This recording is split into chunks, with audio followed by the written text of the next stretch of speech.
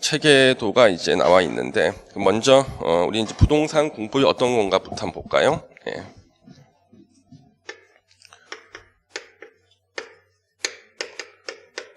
부동산 공법. 예. 352일 남았다는 얘기입니까? 예. 이제 1년이 안 남았네. 예. 자, 우리 부동산 공법 할 때, 우리 여기 이제 부동산이 나오지 않습니까? 이제 부동산의 개념 원래 민법에 나오죠? 민법에 나옵니다. 민법에는 이제 부동산을 토지와 그 정착물이라 그래요. 토지와 그 정착물. 토지 위에 있는 정착물은요, 수목도 있고, 조량도 있고, 건축물도 있는데, 우리한테 필요한 것은요, 건축물만 필요해요. 그래서 앞으로 우리 부동산 하면 토지와 건축물이다. 이렇게 이제 생각하시면 되고요. 그 다음에 이제 공법이거든요. 공법은요, 한자로 이렇게 쓰죠. 공공의 법이다. 이렇게 쓰는데, 우리 부동산 공법은요, 한 단어로 이렇게 표시를 할 때는, 한 문장으로 표시할 때는, 부동산에 대하여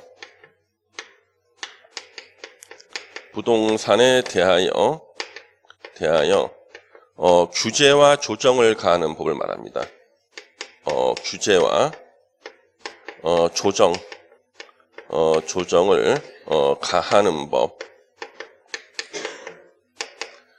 요걸 이제 부동산 공법이라 그래요. 그래서 우리나라에 이제 수많은 법이 있습니다. 이제 법이 이렇게 있어요. 법. 한줄 이렇게 쓰죠. 법. 예. 그러면 이 법을 갖다가 우리 보통 이제 우리 법철학 시간에요. 법대 법철학 시간에는 법이 왜 이렇게 쓰냐 그러면 여기 이제 삼수변이라 그래요. 여기 이제 물숫자예요. 물숫자. 이게 삼수변 그럽니다. 요거는 한자로 갈 것자, 영어로 고예요. 고. 법이라는 것은 물이 흘러가듯이 순리를 정한 것이 법이다. 그러니까 순리를 정한 것이 법이다. 물이 흘러가듯이. 그래서 이제 법제 이렇게 씁니다. 근데 이 법은요, 크게 이제 둘로 나눠집니다. 먼저 공법이라는 게 있고요. 그 다음에 이제 사법이라는 게 이렇게 있어요. 이렇게 둘로 나눠지는데, 근데 공법은 아까 제가 이렇게 썼잖아요. 공공의 법이다. 이렇게 썼고, 사법은 사사로운 법이다 해가지고, 이렇게 씁니다. 사법. 그래서 이제 공법과 사법으로 크게 이제 둘로 나누는데, 그러면, 이 법하고요, 또 이제 구별할 것이 보통 이제 도덕이라는 게 있습니다. 도덕. 도덕은 뭐냐 그러면 인간으로서 마땅히 지켜야 될 도리. 이걸 도덕이라 그래요. 인간으로서 마땅히 지켜야 될 도리. 그래서 여러분들이 수업 시간에 졸지 않는 거, 인간으로서 마땅히 지켜야 될 도리. 그렇죠? 예. 결석하지 않는 거, 도리죠. 다 도덕입니다. 근데 이 도덕 중에서 이것만큼은 꼭 지켜야겠다. 우리가 흔히 법을 도덕의 최소한이라 그럽니다. 도덕의 최소한 그래요. 자, 도덕 중에서 이것만큼 꼭 지켜야겠다. 그래서 이것을 우리는 법으로 만들어 놓은 겁니다. 이게 바로 법이에요. 도덕의 최소한 바로 법이다. 법이다 이거죠. 이 법에는 항상 이제 강제가 따르는 거죠. 강제. 그래서 강제를 하고 말 안 들으면 처벌하고 하는 거죠. 그래서 이 법은 반드시 지켜야 될 것들인데, 그러면 이 법을 분류할 때 크게 공법과 사법으로 분류하고, 이 사법은 여러분들이 시험 과목 중에 있는 민법 같은 거, 이거 사법이라 그래요. 이 사법은 뭐냐 그러면요, 국민하고 또 다른 국민 사이에 일어나는 법률 관계를 규율한다 그럽니다. 국민과 또 다른 국민 사이의 법률 관계를 규율하는 것을 우리가 사법이라 그래요. 그러면 여기 민법 공부하면요, 누가 돈을 100만 원 빌려갔다. 빌려간 사람 채무자, 빌려준 사람 채권자, 채권 채무 관계, 이게 바로 민법에 나오게 되죠. 그래서 국민과 국민, 채권자와 채무자 둘 다 국민이죠. 국민과 국민 사이에 평등한 법률 관계가 나옵니다. 그다음 이제 상법 같은 것도 있어요. 자, 물건을 사는 국민과 물건을 파는 국민, 다 국민과 국민 사이에 물건 사고 파는 법률 관계가 나오죠. 그런데 이 공법은요, 이거는 국가와 국민 사이의 법률 관계예요. 국가는 위에 있고 국민은 밑에 있거든요. 그래서 국가와 국민 사이의 법률 관계를 규율하는 것을 다 공법이라고 합니다. 대표적으로 우리 헌법도 있고요. 헌법에 보면은요, 국가는 국민들한테 의무를 부과해요. 납세의 의무, 국방의 의무, 환경 보전의 의무, 교육의 의무 부과하고, 대신 국민은요, 국가를 상대로 해서 기본권을 주장할 수가 있습니다. 사생활의 비밀을 보장해 주세요. 신체의 자유를 보장해 주세요. 재판을 받을 권리를 보장해 주세요. 재산권을 보장해 주세요. 이게 바로 국민이 국가를 상대로 해서 청구할 수 있는 기본권이에요. 그래서 이것이 바로 헌법에 국가와 국민 사이의 법률 관계가 나오죠. 그다음 형법이 있습니다. 또 형법. 자, 범죄를 저지른 국민에 대해서 국가가 형벌을 부과하죠. 국가와 국민 사이의 법률 관계. 자, 이제 우리한테 중요한 법이 나와요. 바로 행정법이라는 게 나옵니다. 자, 이 행정법은요, 행정법이라는 명칭을 가진 법은 없어요. 민법전, 상법전, 헌법전, 형법전이 있는데 행정법전이라는 게 없어요. 그냥 편의상 국가 행정과 관련된 법을 다 우리는 편의상 행정법이라 부를 뿐이에요. 이 행정이 뭐냐? 이 행정이라는 것은요, 국가의 정책 목표, 국가의 정책 목표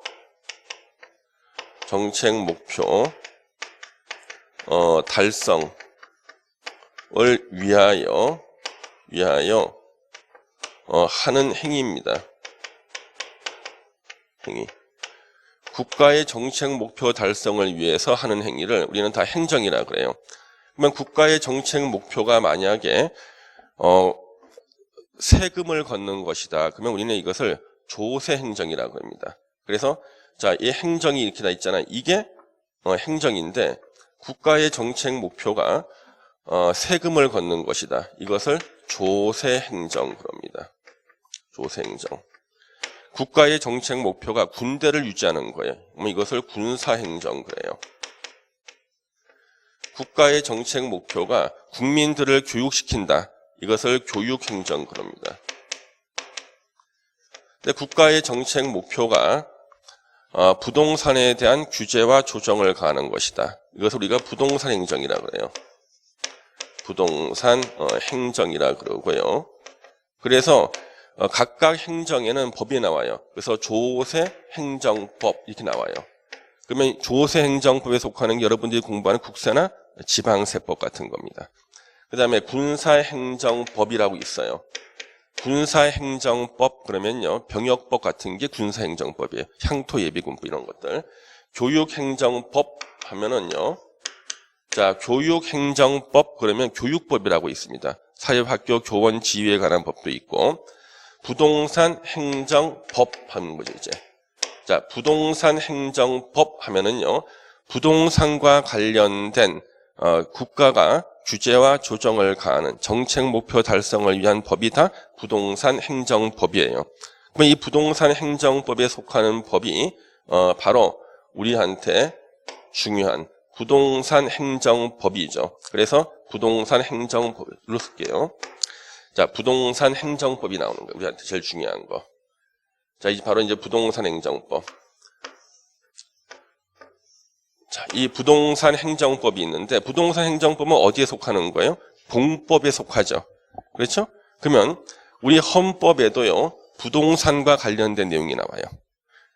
형법에도 부동산 관련 범죄와 관련한 처벌이 나오고, 그래서 자, 부동산 행정법은 어디에 속하냐면 공법에 속하죠. 우리는 이것을 갖다가 부동산 행정법을 뭐라고 부르는 거예요? 그래서 부동산 공법이라고 부르는 거예요. 부동산 행정법은 부동산 공법에 속하니까. 예. 그럼 이 부동산 공법에 해당되는 법이요, 무려 118개가 있습니다. 118개 법률이 있어요. 이거 제가 쉬어봤어요. 심심하고 그래가지고. 자, 부동산과 관련된 법이 몇 개인가 쉬어봤더니 118개야. 118개. 근데 매년 뭐 폐지되는 것도 있고요, 새로 생기는 것도 있습니다만은 한 118개 전후라고 보시면 돼요. 그럼 이 118개 정도의 부동산 공법이 있는데, 이 부동산 공법 중에서 공인중개사가 중개업을 하기 위해서는 최소한 이 정도는 알아야겠다 해가지고 이 중에서요 6개의 법률을 뽑았어요. 6개의 법률을 뽑은 겁니다. 이 6개의 법률을 뽑아서 시험 과목 제목을 부동산 공법이라고 하는 거예요. 그러면 원래 우리 부동산 공법은 118개나 돼. 이 중에서 공인중개사가 중개업 할 때는 이 정도는 알아야겠다 해서 6개밖에 안 뽑았어. 이 6개를 갖고 이제 부동산 공법이라는 과목으로 시험을 보는 겁니다. 그래서 여러분들은 진짜 적게 공부하는 거지. 그렇죠? 세상에 118개 중에서 6개밖에 공부 안 하면 이건 거의 거저다. 그렇죠? 거저입니다. 근데 거저인 것처럼 보이는데 조문은 2,500개나 돼. 예. 그래서 저도 이 부동산 공법 중에요. 118개의 법률 중에서 저도 다 공부 못했어요. 저는 한 100개 정도 공부했네. 100개. 저도 한 18개는 공부 안 했다고 보시면 됩니다. 저도 모르는 거 있어요. 공부 안 한 거 있습니다. 제가 공부 안 한 법들이요. 목장법 이런 것들입니다. 제가 목장할 일이 없어가지고 예. 공부 안 했고, 그러면 제가 가장 최근에 공부한 법이 온천법이에요. 온천법. 온천 개발 의뢰를 받아가지고 예. 경상남도 지역에 온천이 터진 거예요. 그래서 온천 개발에 대한 자문을 해달라 그래가지고 온천법을 공부했거든요. 그게 제가 마지막으로 공부한 부동산 공법입니다. 여러분도 혹시 자기네 땅에, 자기 집, 자기 땅에 온천이 터지면 땅값이 오를까요? 떨어질까요? 어떻습니까, 여러분요? 자기가 부모님한테 물려받은 땅이 있는데 거기에서 온천이 나온 거야. 땅값이 오를까요? 떨어질까요? 예? 좋은 일이야, 나쁜 일이야? 좋은 일이에요? 그렇게 단순하게 생각하지 말고, 예. 온천이 딱 터졌다 있잖아요. 예. 그러면은 소문을 내면 안 돼요. 내지 말고 조용히 아무도 안 보는 데 가가지고 온도계를 들고 와서 온도를 재봐야 돼. 물 온도를. 예. 물 온도가 27도 이상이다 그러면요 소문 내도 돼. 땅값 올라가. 예. 근데 27도가 안 된다 그러면요 그것은 우리가 냉천이라 그래요. 온천이 아니라. 그거는 절대 비밀로 해야 돼요. 거기가 수맥이 흐르는 땅이야. 그래서 땅값 떨어지는 거예요. 그래서 우리나라는요 어디를 땅을 파도 깊이만 파면요 온천 성분이 있는 물이 나와요. 근데 중요한 것은 온도가 중요한 거예요.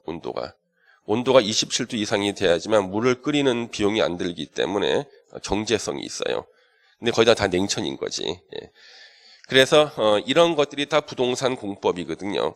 그러면 이 6개의 법률 중에서 자 우리가 제일 먼저 공부할 법이 앞으로 요 국토의 계획 및 이용에 관한 법률입니다. 이용에 관한 법률. 제목이 굉장히 길죠? 그래서 이제 약어로 국토계획법이라 부를 겁니다. 국토계획법. 예.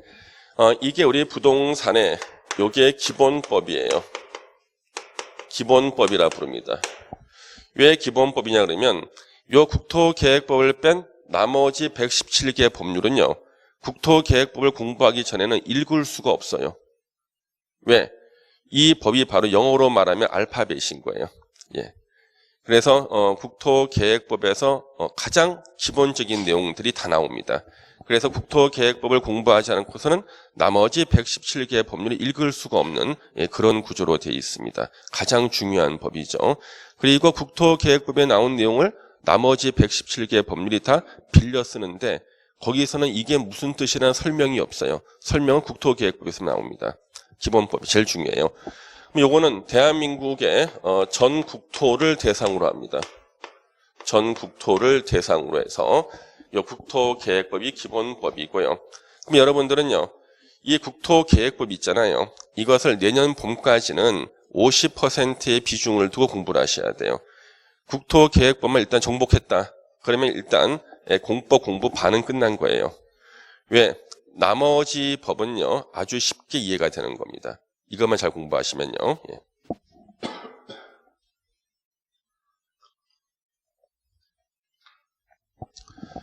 자, 국토계획법. 근데 시험에는 이게 12문제밖에 안 나와요. 12문제. 출제는 12문제밖에 안 되지만 전체 공부량은 일단 봄까지는 절반을 차지해야 됩니다. 그래야지만 나머지 과목이 쉬워져요. 근데 이제 이 118개 법률 중에서요, 이 도시를 대상으로 하는 법이 있어요. 도시를 대상으로 하는 법. 이 도시를 대상으로 하는 법도 한 10개 이상이 있습니다. 근데 그 중에서 공인중개사가 꼭 알아야 될 법을 2개를 선정했어요. 도시를 대상으로 하는 법이 10개 이상이 있어요. 2개. 선정한 것이 하나가 도시개발법이라는 게 있어요. 도시를 개발할 때 쓰는 법, 신도시를 만들거나 신시가지를 만들 때 쓰는 법이 도시개발법. 이 도시개발법으로 개발 사업한 데가 용산 역세권 개발 사업이에요. 물론 실패했죠. 그거 도시개발법으로 도시개발 사업한 건데 실패했습니다. 그래서 용산 역세권 개발 사업이 성공했으면은요, 원래 계획이 용산역 앞에다가 선착장을 만들어요. 거기서 배를 타고 중국까지 가는 거예요. 그래서 한강 르네상스 사업이다. 일명 한강 르네상스 사업, 그런 거예요. 그러면 그게 성공만 했으면 호주의 시드니를 능가하는 수변 도시가 될 수 있었는데 수용 보상금이 60조 원이 없어서 실패한 겁니다. 도시개발법이고요. 그 다음에 도시가 이제 만든 지 몇십 년이 지나면요, 도시의 건물이 다 낡아버리죠. 그 다음에 상하수도도 줄줄 새고 도시가 슬럼화가 된다는 거예요. 슬럼화. 그래서 도시의 슬럼화를 방지하기 위해서 도시를 새롭게 만드는 법이 필요해요. 그래서 재개발, 재건축할 때 쓰는 법이 도시 및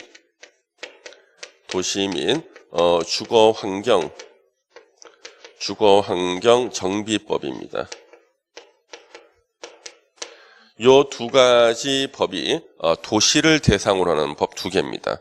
그래서 시험에서는 도시개발법이 6문제, 도시 및 주거환경 정비법, 제가 앞으로 정비법이라 부를 겁니다. 이것도 6문제가 나와요. 도시를 대상으로 하는 법이죠. 우리 부동산 공법 할 때 부동산에는 토지와 건축물 그랬죠? 이제 건축물을 대상으로 하는 법이 필요해요. 자, 건축물을 대상으로 하는 법 중에서는요, 건축물을 대상으로 하는 법이 30개 이상이 있어요. 그 중에서 가장 중요한 법이 바로 건축법입니다. 바로 건축법이에요. 대한민국의 모든 건축물은 원칙적으로 건축법이 적용이 됩니다. 물론 건축법이 적용 안 되는 몇 개 건물이 있어요. 예를 들면 문화재 같은 것은 건축법이 적용 안 됩니다. 문화재 같은 거는요. 만약에 1000년 전에 지은 문화재다, 문화재인 건물이 있다, 이걸 건축법 적용하면요, 건축법 위반 건물이거든. 철거해야 될 거 아니에요. 그렇죠? 그래서 그런 건 적용 안 되고 원칙은 다 건축법이 적용이 되고요. 그러면은 건축물 중에서 가장 중요한 건축물이 무엇인가? 주택이거든요. 그래서 주택에 적용되는 주택법이 이렇게 있는 거예요. 주택법 이렇게 있습니다. 예. 이 주택법은요, 다 주택을 대상으로 하는 법이죠. 그래서 건축물을 대상으로 하는 법, 건축법. 건축물 중에 제일 중요한 주택에 대한 법, 주택법, 요 2개가 건축물에 대한 법이에요. 그래서 건축법은요, 시험에 7문제가 나오고요. 주택법도 시험에 7문제가 출제가 됩니다. 예. 그 다음에 우리가 또 개발 안 된 땅이 있습니다. 우리가 바로 비개발지가 있어요. 개발 안 된 땅의 대표는요, 보통 농지하고 산지가 개발 안 된 땅이거든요. 농지하고 산지. 우리나라는 전 국토 면적의 70% 이상이 산지예요. 우리 흔히 임야라 그러죠. 임야는 지목을 말하는 거고 토지의 종류는 산지라 그래야 돼요. 농지, 전답 과수원을 농지라 그래요. 그래서 농지에 대응한 게 산지입니다. 그래서 우리나라는 산지가 70%가 넘고 농지까지 빼고 나면은 주택 부지로 쓸 수 있는 땅은 한 10몇 %밖에 안 돼요. 예. 그러면 비개발지는 농지와 산지인데 이 중에서 우리가 농지만 시험의 대상으로 하겠다. 그래서 농지에 대한 법도 10개 이상이 있습니다. 그 중에 가장 중요한 법이 농지법이죠. 이렇게요. 농지법은 시험에 2문제가 나와요. 자, 그래서 부동산 행정법이 바로 부동산 공법이다. 118개 법률 중에서 공인중개사 업무에서는 최소한 요 정도는 알아야겠다. 6개 법률을 선정했는데 선정할 때 그냥 한 것이 아니라 가장 중요하고 대한민국 전 국토에 적용이 되고요. 그 다음에 기본법인 국토계획법, 도시를 대상으로 하는 법 2개, 건축물을 대상으로 하는 법 2개, 비개발지를 대상으로 하는 농지법, 이렇게 해서 6개의 법률을 우리 시험 과목으로 정한 거예요. 그러면 나머지 요걸 뺀 112개 법률은요, 요걸 공부하고 나잖아요. 그러면은 여기서 다 저까지로 나오는 것들이에요. 그냥 읽으면 어느 정도 이해가 돼. 절반 정도 이해가 된다고요. 그래서 이게 바로 전체적인 체계를 이루고 있다는 거죠. 부동산 공법의 전체적인 체계를 이루고 있는 게 바로 요 법들이 되겠다는 겁니다. 그럼 우리가 공부를 할 때 좀 말씀드렸죠.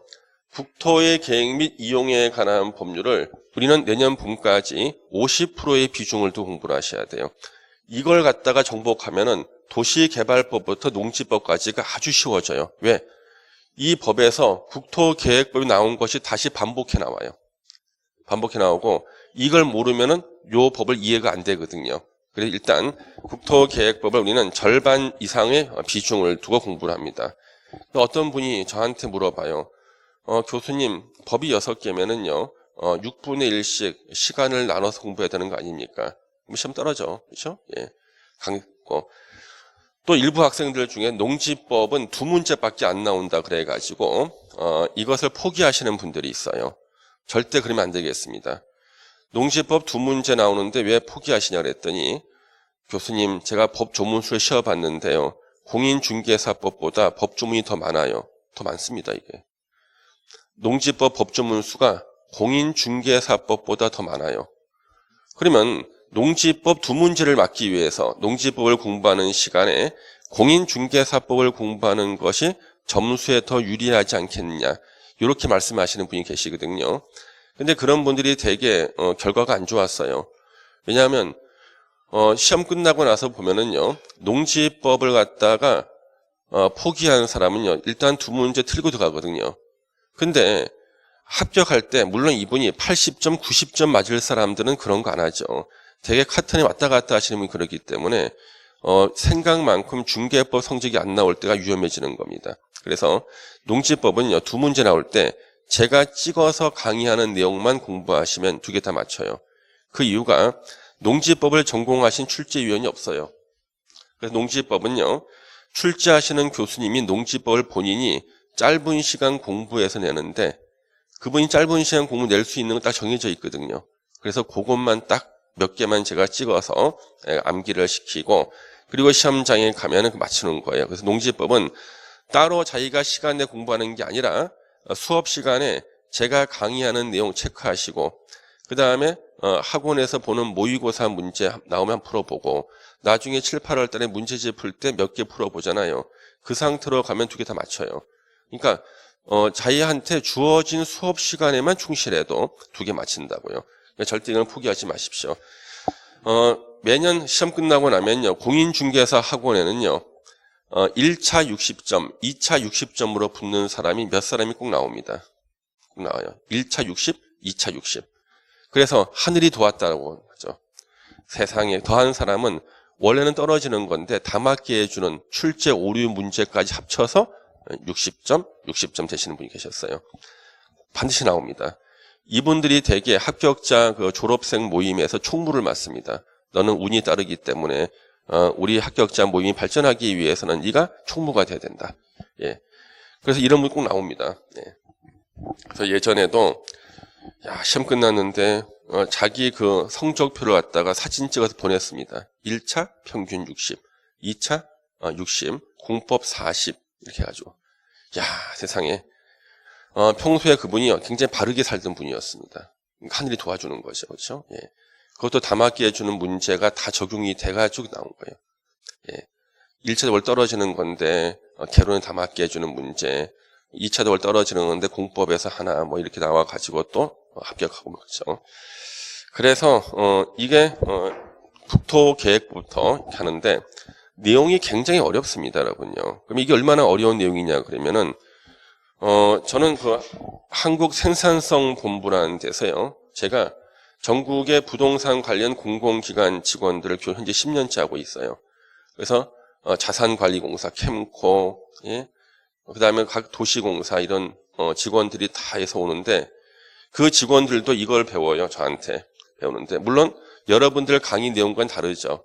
우리는 중개사 시험에 포커스를 맞추고 강의하는 거. 그분은 실무에 필요한 것들이에요. 직접 하는데. 예. 근데 그분들도 어려워합니다.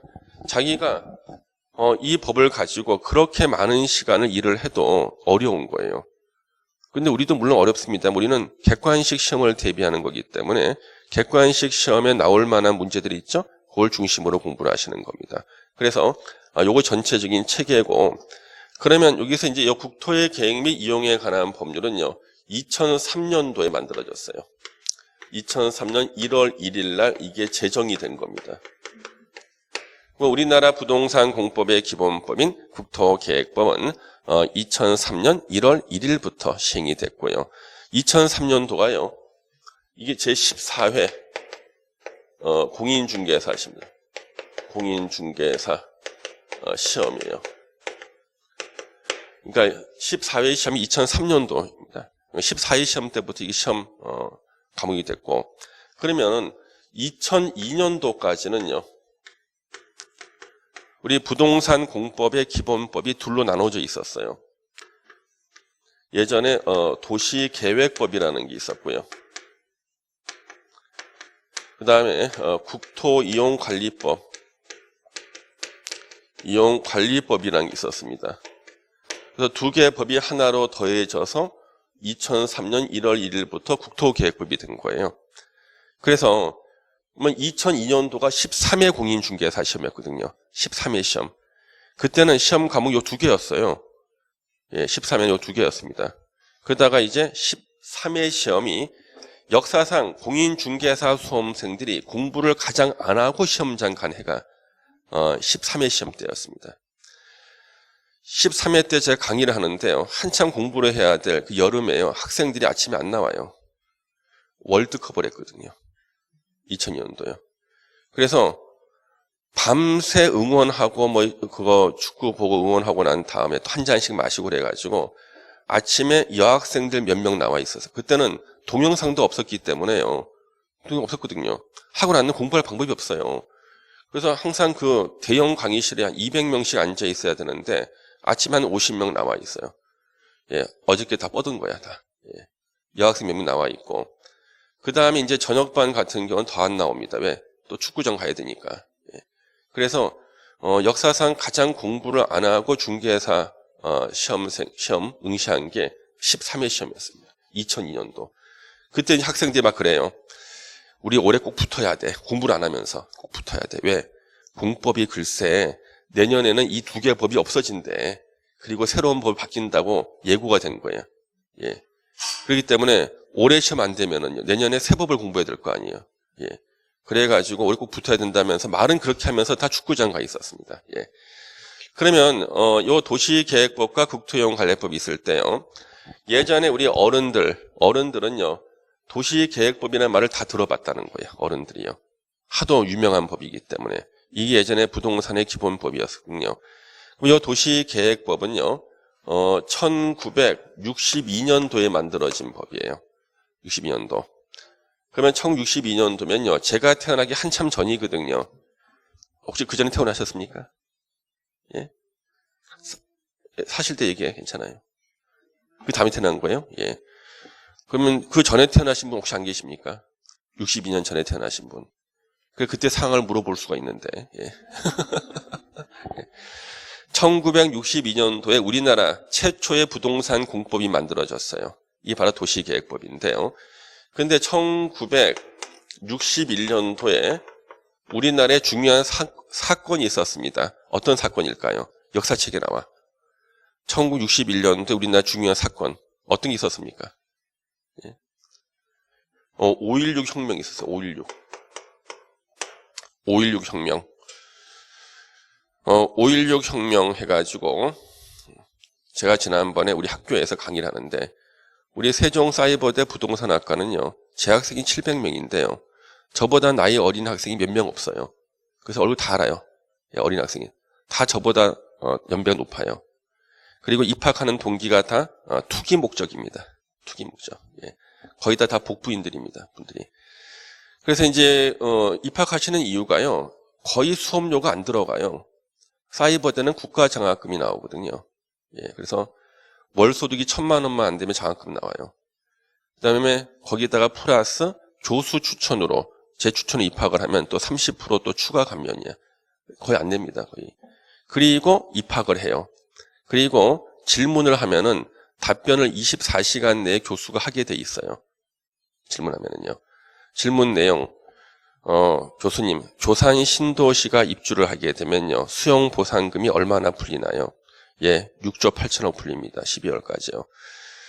그러면 그 사람들이 보상받는 사람이 줄로 어디로 이사를 갈까요? 예, 하남시 어디로 이사 갈 겁니다.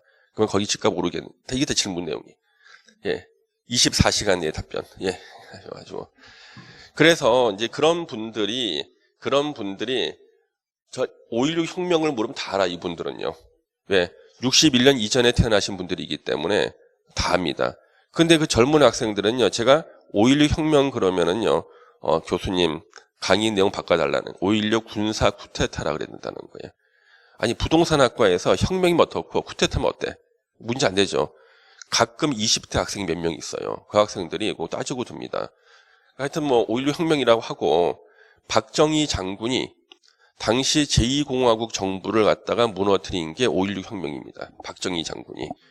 박정희 장군이 우리나라 역사상 최초의 내각 책임제 정부가 제2공화국이에요. 윤보선 대통령, 장면 총리.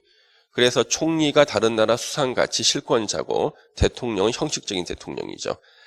이걸 무너뜨린 게 5.16 혁명, 박정희 장군입니다. 그래서 바로 그 다음 해에 만든 게 도시계획법이에요. 그러면 누가 만들었다는 겁니까? 예? 바로 군인들이 만든 법이 바로 이 도시계획법입니다. 예. 그래서 이 1961년도가 왜 중요하냐 그러면요. 우리가 일제시대 때 해방된 게 몇 년도죠? 일제 때 해방된 게? 1945년이죠. 1945년도에 일제에서 해방이 됐어요. 일제시대에서요. 그러면 1961년도면 16년 지났죠. 우리나라 법이 하나밖에 없었어요. 5.16 혁명할 때까지 형법 하나 있었어요. 자, 일제시대 때 해방된 지가 16년이 지났는데 대한민국의 법은 딱 한 개밖에 없었다. 예, 형법밖에 없었다. 그러면 나라는 어떻게 다스렸는가? 예? 조선 총독부에서 썼던 일본법 있죠. 일본법을 한글로 번역해서 썼어요. 예. 세상에 16년간 법을 안 만들었다니까요. 나라가 얼마나 엉망이었으면 세상에 해방된 지 16년 동안 법이 형법 하나밖에 없으니까. 근데 이 박정희 장군이 나중에 대통령 되시죠. 박정희 장군 이 사실을 알았습니다. 붕괴했습니다. 아니 세상에 무슨 법이 없어 나라에. 그래가지고 이 5.16 혁명을 하면서요. 당시 국회를 해산시켰습니다. 국회는 원래 법을 만드는 기관이잖아요. 국회를 해산시키고 국회를 대신하는 기관으로 국가재건 최고회의라는 것을 만들었어요. 국회를 대신하는 국가재건 최고회의를 만들었는데 여기에 초대 의장이 누구였을까요? 초대 의장. 박정희 장군이 아니라 장도영 장군이었습니다. 육군 참모총장. 별 4개. 이 사람은 나이가 30몇 살이었어요. 30살 좀 넘은 사람이 육군 참모총장 별이 4개. 그 다음에 나이가 10살 더 많은 박정희 장군은 별 2개. 예, 있습니다. 그래서 일단, 앉혀놨다가 이제 이 사람을 밀어내고 2대 의장으로 이제 박정희 장군이 2대 의장이 됩니다. 근데 박정희 장군이요, 너무나 충격을 받은 거죠. 해방된 지 16년이 됐는데 법이 하나밖에 없으니까. 그래서 혁명에 가담한 장교들을 모아놓고 혹시 여러분들 중에서 법학을 공부하신 분 있으면 손들어 보세요 그랬습니다. 그랬더니 맨 뒤에 앉아있는 육군 소령 한 명이 손을 든 거예요. 제가 법학을 공부했습니다. 그 사람 이름이 이석재라는 분이세요. 이석재 소령이라는 분입니다. 이석재 소령님이 제가 법학을 공부했습니다. 아니, 이석재 소령은 어떻게 법학을 공부했나? 이분은 독학으로 사법시험 공부하시던 분이었어요. 근데 군사학교 교관이었어요. 낮에는 교관, 밤에 퇴근해서는 혼자서 사법시험 공부했던 분이야. 공부량이 어느 정도인지는 아무도 몰라. 똑같아. 저 공인 중에 학원 다녀요. 그러면 다니긴 다니는데 공부를 많이 하는 사람도 있고 안 하는 사람도 있잖아요. 그렇죠? 몰라 하여튼. 일단 법학 공부한 유일한 사람이 이분이에요. 그래서 박정희 장군이 잘 됐다. 이석재 소령이 여기 국가재건 최고회의에 법제사법위원장을 맡으라는 거예요. 법제사법위원장이 된 거예요, 이분이요. 그래서 이제 우리나라 법은 누가 다 만들었냐면 이석재 소령이 다 만들었습니다. 자, 이분이 일단 실체 조사합니다. 왜 해방됐고 16년이 지났는데 법이 안 나왔는가? 찾아봤거든, 이유를요. 이유가 나왔어요. 일제시대 때요, 부잣집 아들들은요, 다 유학을 떠난 겁니다. 선진국가로. 남아있으면은 징병 갈 수도 있으니까 다 유학 떠난 겁니다. 선진국 유학 갔는데 요즘에는 해외 유학 가면은요, 주로 자연계로 가죠. 컴퓨터도 배우고 의학도 배우고. 근데 그때는 그런 게 없으니까. 가니까 거의 다 법학을 공부하는 겁니다. 그래서 해외 유학 갔다가 귀국한, 해방됐어요. 다 귀국했습니다. 이 사람들이. 그러니까 당시 미국 군정을 했는데 미 군정에 수소문 한 거예요. 법학자들을 수소문 해가지고 한 자리에 모아놓고 여러분들이 법학을 공부한 법학자들이니까 해방된 조국에 적용될 법을 만들어 주세요. 근데 이분들이 모이기만 하면 싸우는 거예요. 왜? 다 부잣집 아들들이에요. 본인이 제일 잘났거든요. 내 뜻대로 법이 안 만들어지면 나는 가담할 수 없다. 그래서 16년간 싸움만 한 겁니다. 그러다가 법이 안 만들어진 겁니다. 그랬는데 요 이석재 소령은 군인이잖아요. 군인이고 목숨을 걸고 혁명한 사람이에요. 무서울 게 없어요. 역시 또 모아놨습니다. 법학자들은. 또 싸우잖아요. 총을 딱 들이대는 거예요. 쏘겠다. 그랬더니 16년 걸던 법이 한 달 만에 다 나왔어요. 총 들이대니까. 여러분 혹시나 부동산 공법을 잘 못 외우고 있다 그러면 제가 총을 들이대면은 다음날 다 외우고 올 거야. 그렇죠? 그래서 이석재 소령이 이분 나중에 감사원장까지 하십니다. 이분이요. 그래서 이분이 법을 다 만들었어요. 62년도부터. 그래서 그때 이분이 모든 법들을 갖다가 다 만들었는데 그때 그 다음에 62년도에 만든 부동산에 관한 법이 없었거든요. 그래서 도시계획법을 총 들이대고 한 달 만에 만들어냈습니다. 이게 바로 도시계획법인데 이 법이요. 전 세계에서 제일 잘 만든 법이라고 평가를 받았습니다. 완벽해. 빠져나갈 구멍이 하나도 없어. 왜 그런가 했더니요. 전 세계 선진 국가로 유학을 떠났던 유학생들이요. 자기가 유학한 나라에서 가장 좋은 부동산 제도를 한글로 번역해서 다 짜집기를 한 거예요. 짜집기. 백과사전이라고요. 빠져나갈 틈이 없는 거예요. 너무 완벽한 법이죠. 예. 당시 전 세계에서 도시계획법을 가진 나라가 10개도 안 됐습니다. 아시아에서는 일본이 최초, 우리나라가 두 번째로 도시계획법을 가진 나라예요. 대단했죠. 그래서 완벽한 법이었습니다. 빠져나갈 구멍이 없어. 예. 왜 그러냐면 짜집기거든요. 짜집기. 예. 그래서 프랑스나 영국, 미국, 네덜란드 이런 나라에서 가장 좋은 제도를 다 짜집기 한 겁니다. 제가 지난 학기에 우리 부동산학과 학생들한테 리포트를 내줬습니다. 폐교 활용 방안에 대해서 써라. 마감 시간 30분 남기고 제출한 학생이 제일 잘 썼어요. 먼저 낸 친구들 거 빌려서 베껴가지고 짜집기를 한 거예요. 다. 완벽해. 짜집기 해가지고. 예. 그래서 바로 이것이 짜집기한 법인데 완벽한 겁니다. 예. 그래서 이 법을 갖다가 딱 적용을 봤는데 문제가 생긴 거예요. 전국에 토지 측량이 안 돼 있어요. 측량. 그래서 봤더니요.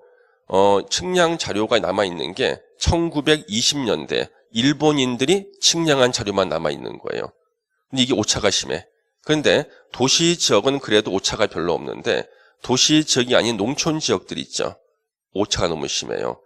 눈앞에 산이 안 보이는데 산이 있는 걸로 나와. 예. 오차 너무 심하죠. 그러면 도저히 농촌 지역에는 이것을 적용 못하겠다는 거죠. 그래서 어쩔 수 없이 도시계획법을요. 요걸 갖다가 도시 지역에만 적용하는 겁니다. 도시 지역에 적용하는 것으로. 도시 지역에 적용하는 걸로. 그러면 도시 지역이 아닌 곳은 어떻게 할 것인가? 토지 측량을 해야겠다는 거예요. 그래서 토지 측량을 새로 하기 위해서 찾아봤습니다. 박정희 장군이요. 세상에 우리나라에 측량할 수 있는 기술자가 한 명도 없었던 거예요. 또 충격받은 거죠. 그래서 바로 유엔에다가 도움을 청합니다. 유엔. 그래서 이 유엔에서요. 부끄러운 얘기지. 유엔에서요. 불의 이웃돕기 성금을 모금한 겁니다. 한국을 위해서. 그러면 1962년도는 우리나라보다 3배 이상 잘 살던 나라가 필리핀하고 태국입니다. 태국하고 우리는 원조를 해줬습니다. 쌀도 보내주고 밀가루도 보내주고 막 그랬습니다. 그래서 유엔에서요, 여러 수십 개 나라가 성금을 모금을 해가지고 그 돈으로 쌀하고 밀가루를 사서 우리한테 원조를 해주던 때인데, 그랬을 때 여기다가 유엔에다가 박정희 장군이 연락을 합니다. 우리한테 쌀하고 밀가루만 주지 말고 기술을 가르쳐 주세요. 그랬더니 돈은 모여 있잖아요. 그래서 이 돈은 가지고 너네들 유학생들의 유학 경비를 대줄 테니까 너네들이 유학생 시험을 봐라. 그리고 선발된 그 학생들을 유엔에서 있는 선진 국가에서 1년에 2명씩 받아주기로 한 겁니다. 그래서 우리나라에서 제1회 유학생 시험을 봐요. 60년대 말에. 그래서 2명의 유학생이 선발이 됩니다. 요 갑이라는 분하고 을이라는 분 2명이, 이분이 어디로 갔냐 그러면 네덜란드로 갔어요. 네덜란드는요, 세계에서 측량학이 1위예요. 지금도 우리나라에선 측량학을 공부하는 사람들은 네덜란드로 유학을 갑니다. 네덜란드는 국토의 4분의 3이 바다보다 낮아요. 그래서 측량을 잘못하면 국가가 없어져요. 오차를 인정하자. 오차가 없어지는요. 그래서 지금도 세계 1위입니다. 그 다음에 측량을 하기 위해서는 비행기가 저공 비행을 해야 돼요. 비행술도 세계 1위예요. 그래서 이쪽으로 이제 제1회 국비 유학생 시험에 갑이라는 분이 수석 합격을 합니다. 이분이 항공사진 측량을 배우러 가요. 항측, 비행기 타고 찍는 거. 대동여지도처럼 걸어서 측량하는 게 아니라. 을이라는 분은요, 비행술을 배우러 갑니다. 이분은 육군 소령이에요. 아니, 공군 소령이었습니다. 이분이요. 그래서 김소령님, 김 XX, 이 갑은 박 XX라는 분께서 이제 네덜란드로 떠납니다. 가서 이분들이요, 네덜란드 국립대학교를 졸업을 하고요, 측량을 다 공부한 다음에 60년대 말에 귀국을 해요. 귀국하자마자 이제 요 김소령님이 모는 비행기, 경비행기를 타고 저 갑이라는 분께서요, 항공사진을 찍는 거예요. 다 찍고 난 다음에 국토 측량이 끝났어요. 끝나고 난 다음이 71년도예요. 그래서 그 다음에 1972년도에 국토이용관리법을 만든 거예요. 10년 후에. 그래서 이 법은요, 도시지역, 외지지역에 외지지역에 적용되는 거, 농촌지역에 적용되는 법이 바로 국토이용관리법이 된 겁니다. 그래서 1972년도는요, 우리나라한테 굉장히 중요한 해입니다. 왜요? 이때 새마을운동이 시작됐어요. 초가집도 없애고 마을길도 넓히고, 그러면 농촌 근대화 사업화로 농촌에 대한 도시지역이 아닌 곳의 부동산 규제를 국토이용관리법으로 하면서 겸사겸사 농촌지역 개발 사업에 들어간 겁니다. 다 끝났지, 측량이요. 그래서 이렇게 해가지고 두 개의 법이 둘 다 2002년도까지 지속된 거예요. 2002년까지. 그러면 도시계획법은 40년을 썼죠. 국토이용관리법은요, 30년 쓴 법이에요. 엄청나게 오래 썼잖아요, 이렇게. 그래서 이게 바로 이원화돼 있었습니다.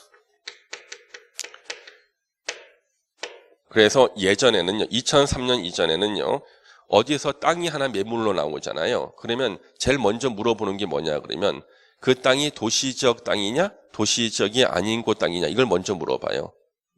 그러면 도시지역 땅이라 그러면 출발이 뭐부터 출발하는 거야? 도시계획법부터 출발이야. 도시지역이 아닌 땅이라면 출발은 국토이용관리법으로 출발을 해야 돼요. 이렇게 됐습니다.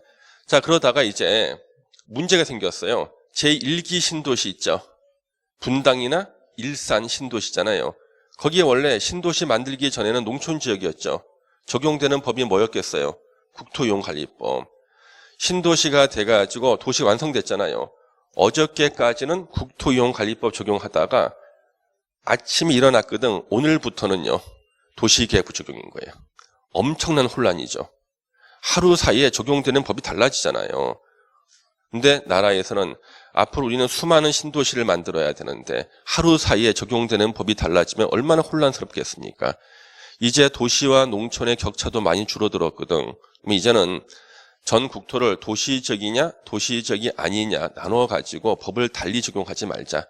통합하자. 그래서 도시지역과 도시적이 아닌 곳을 가리지 않고 똑같이 적용되는 기본법을 새로 만들자 그러는 거예요. 통합하자고 두 개를. 그래서 통합 작업에 들어가려는 문제가 생겼어요. 두 개의 법을 통합하게 되면은요. 개인이 가지고 있는 부동산의 재산 가치가 바뀌어 버려요. 바로 화폐 개혁하는 거나 마찬가지예요. 그러면 지금 만약에 두 개의 법을 통합한다? 반대하는 사람, 찬성하는 사람 아마 데모하고 있을 거예요. 그래서 당시도 너무나 걱정스러운 거예요. 이거 통합하기 쉽지가 않거든요. 그러다가 이제 아이디어가 나왔어. 언제 통합하면 좋을까? 2002년 여름에 하자는 거예요. 2002년 여름에. 그때 월드컵 하고 있었죠.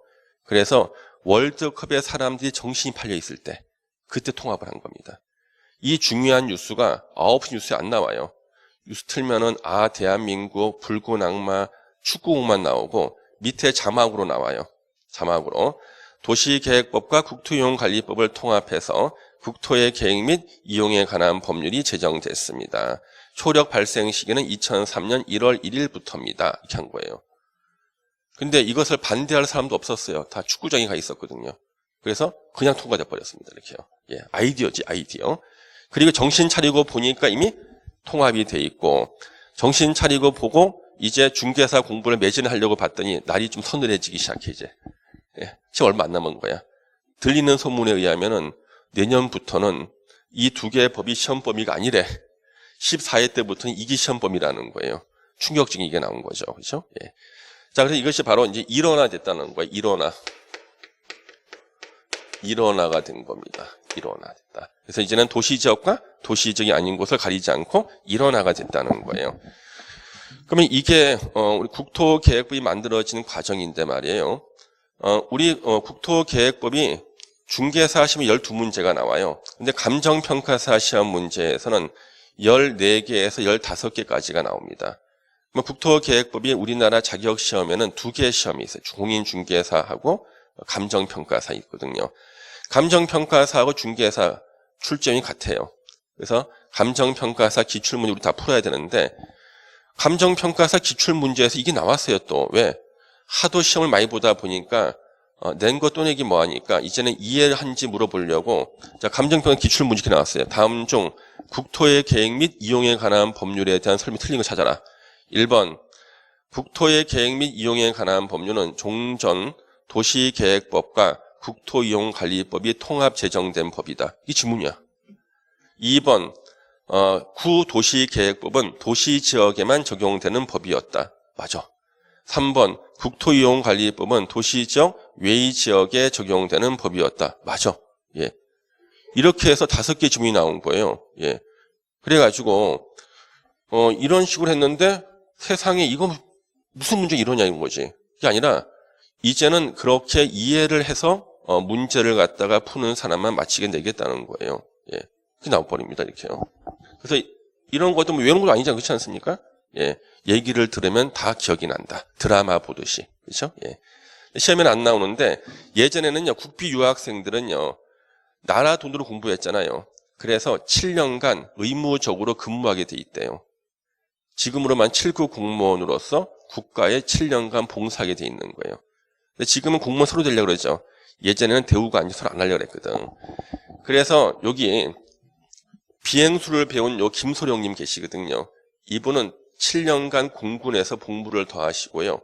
딱 7년 끝나자마자 바로 전역을 하십니다. 대한항공 칼기 기장으로 가셔 이분이요. 그리고 이분이 바로 뉴스에 나왔습니다. 옛날 분들은 아실 건데요. 그 칼기가 소련, 지금의 러시아죠. 소련 상공을 지나가다가 총을 맞아가지고요. 바퀴가 고장이 났어요. 바퀴가 안 내려오는 거예요. 착륙해야 되는데. 그래서 얼음 위에 바퀴 없이 미끄러지면서 동체 착륙한 적이 있었어요. 거기가 아마 무르만스크일 거예요. 무르만스크. 인터넷 검색하면 나올 겁니다. 무르만스크라고 있어요. 러시아의 무르만스크. 여기에 아마 이게 맞을 거예요. 바퀴가 안 나오는데 세상에 여객기를 갖다가 바퀴업을 착륙시켰어요. 얼음이 미끄러지면서. 왜? 저공 비행을 배워왔잖아요. 네덜란드에서요. 환상의 조종소를 보여주신 분 이분입니다. 그래서 사람들의 생명을 구했죠. 예. 이분이 이제 김소령님. 예. 김창룡 기장인가? 김창룡 거예요. 예.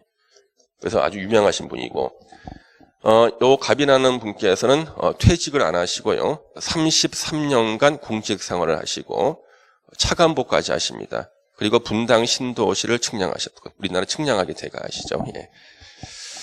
그래서 이제 두 분 다 지금 다 돌아가셨습니다. 지금요. 예.